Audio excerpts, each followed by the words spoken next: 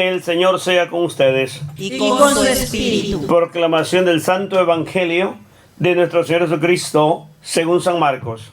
Gloria a ti, Cristo Señor. En el capítulo 12 del versículo 35 al 44. Mientras Jesús enseñaba en el templo, preguntó: ¿por qué los maestros de la ley dicen que el Mesías será el hijo de David? Porque el mismo David dijo, hablando por el Espíritu Santo: dijo el Señor a mi Señor, siéntate a mi derecha hasta que ponga a tus enemigos debajo de tus pies. Si David mismo lo llama Señor, ¿cómo puede ser entonces ser hijo suyo? Mucha gente acudía a Jesús y lo escuchaba con agrado. En su enseñanza Jesús les decía también: cuídense de esos maestros de la ley, a quienes les gusta pasear con sus amplias vestiduras, ser saludados en las plazas y ocupar asientos reservados en las sinagogas y en los banquetes. Incluso devoran los bienes de las viudas mientras se amparan detrás de largas oraciones. ¿Con qué severidad serán juzgados? Jesús se había sentado frente a las alcancías del templo y podía ver cómo la gente echaba dinero para el tesoro. Pasaban ricos y daban mucho, pero también se acercó una vida pobre y echó 2 moneditas de muy poco valor. Jesús entonces llamó a sus discípulos y les dijo: yo les aseguro que esta viuda pobre ha dado más que todos los otros, pues todos han echado de lo que les sobraba, mientras ella ha dado desde su pobreza. No tenía más y dio todos sus recursos. El Evangelio del Señor. Te alabamos, Cristo Señor.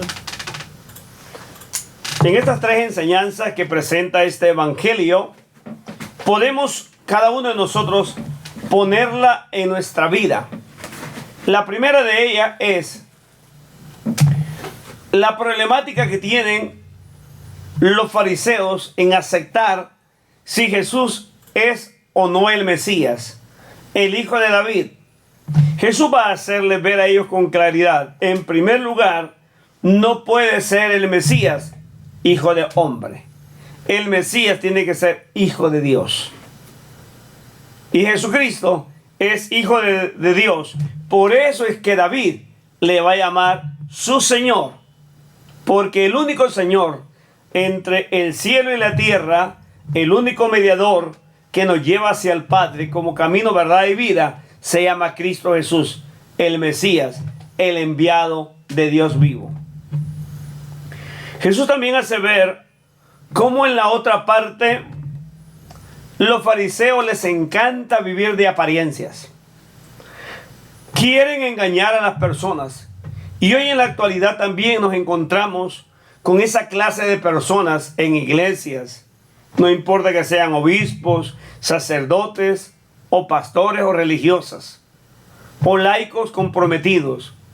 Hay muchos de nosotros que nos encanta el fariseísmo, la hipocresía, la falsedad, pero las apariencias las queremos poner en el primer lugar o en el centro de la vida.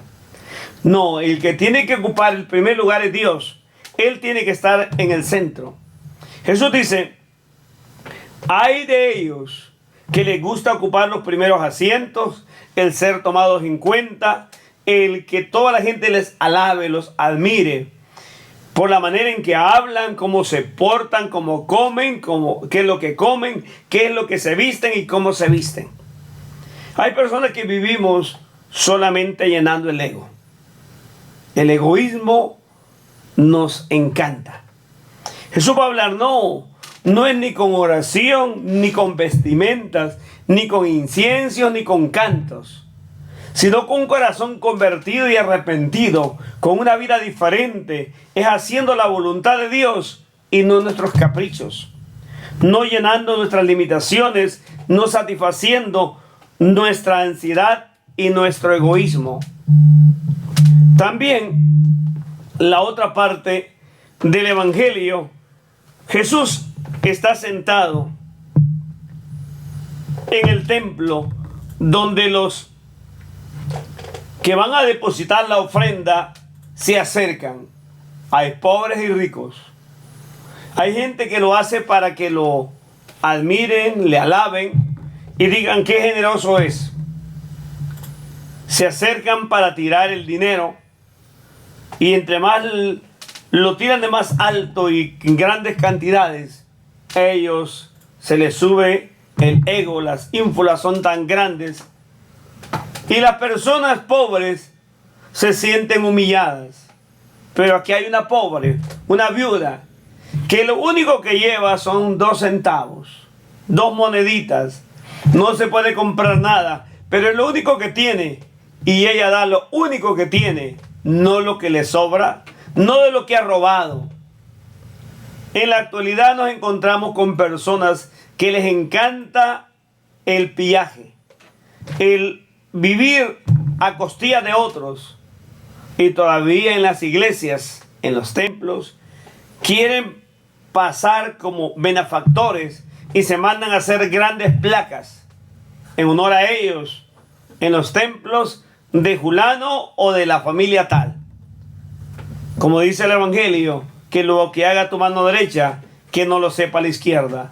Que Dios nos dé ese espíritu de santidad y entendamos que aceptar a Jesucristo es cumplir su palabra, seguirle a Él, obedecerse y saber que a Él no podemos engañarle y delante de Él tenemos que ser sinceros y vivir en verdad y en plenitud su amor a través de la justicia. Amén.